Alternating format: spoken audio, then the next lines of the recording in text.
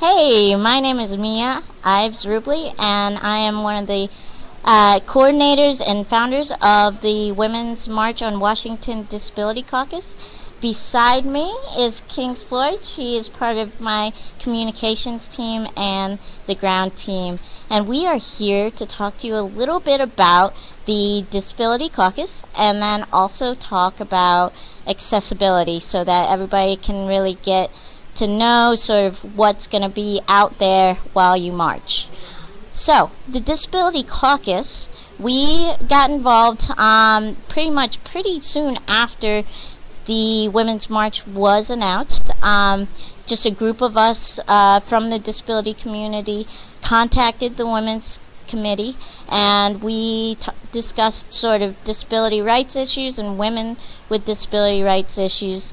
They seemed super interested in working with us and making sure that accessibility was integrated into the march, and to really try to make disability rights a part of their mission and their goals. So what we're going to talk about now is a little bit about the accessibility, and I'm going to hand it off to Kings. Thank you, Mia. We want to thank you all for tuning in right now, and we are incredibly proud, happy, and excited to announce that we have over 45,000 people with disabilities attending. This is the largest gathering of people with disabilities in United States history. So that is incredibly exciting. We're so happy to break this record.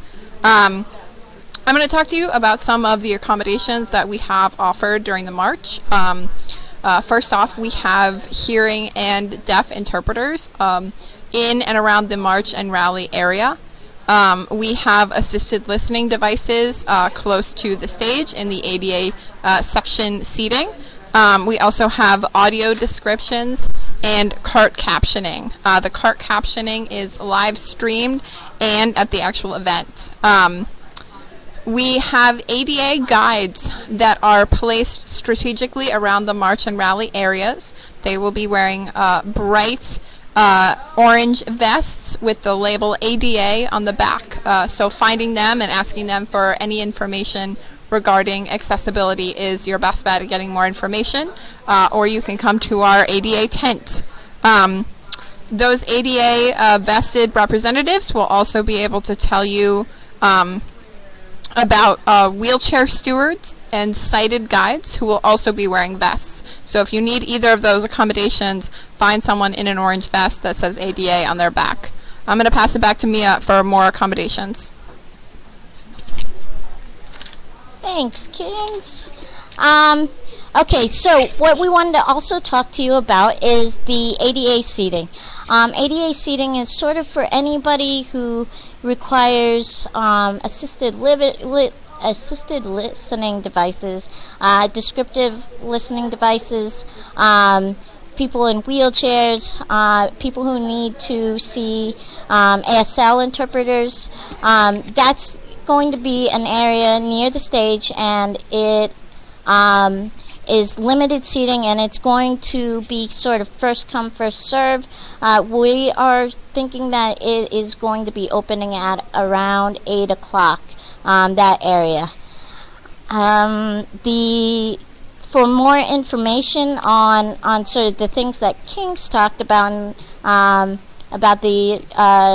seating areas, please go to womensmarch.com/accessibility. You can also see it on our Facebook page, on WMW Disability Caucus. Let's see here.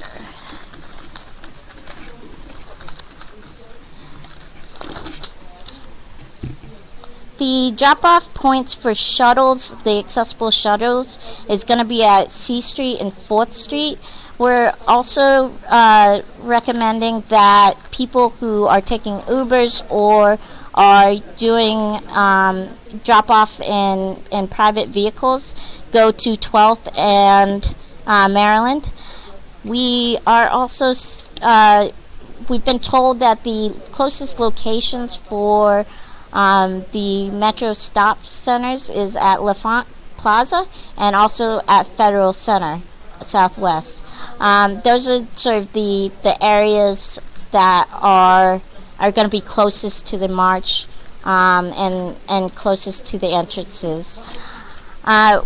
For some emergency issues, we wanted to talk to you a little bit about just sort of being prepared for any emergencies that you might have. We really suggest that you bring your medications. That my service dog is actually moving the area. She is out of screen, but yeah. For the emergency planning, we suggest that you carry a piece of paper or a card that has your name, emergency contacts, any doctors that you are currently working with, and then also bring with you, have on there any conditions that you might have, so that emergency personnel will be able to know and be able to find it. So either put it in your wallet, or if you wear a emergency band or a necklace, make sure you wear it on that day. There's going to be a lot of people. The Women's March has definitely gotten a lot of the emergency personnel there for you to help you out. There's going to be first aid tents all around the areas. We're really just suggesting that you prepare. You're going to have a lot of fun, but you always want to prepare for any emergency. We are also suggesting that they're going to be posting the map on the website, and so we suggest that you take a screenshot of that, just in case you can't get online with your mobile devices.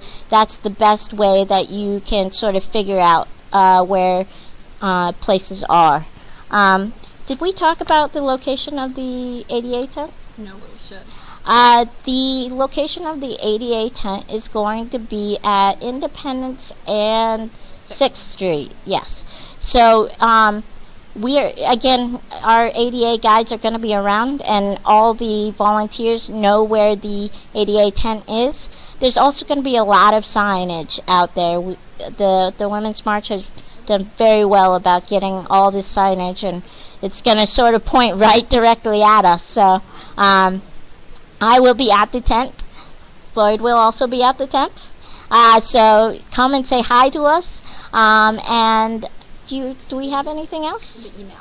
The email, that's right. If you have any questions, after you've looked at the website and you've looked at the national website and the Facebook page, then send us a message. Either you can send us a direct message through Facebook, or you can send us a message at disabilities at womensmarch.com. So again, disabilities at womensmarch.com. How about anything else? I think that's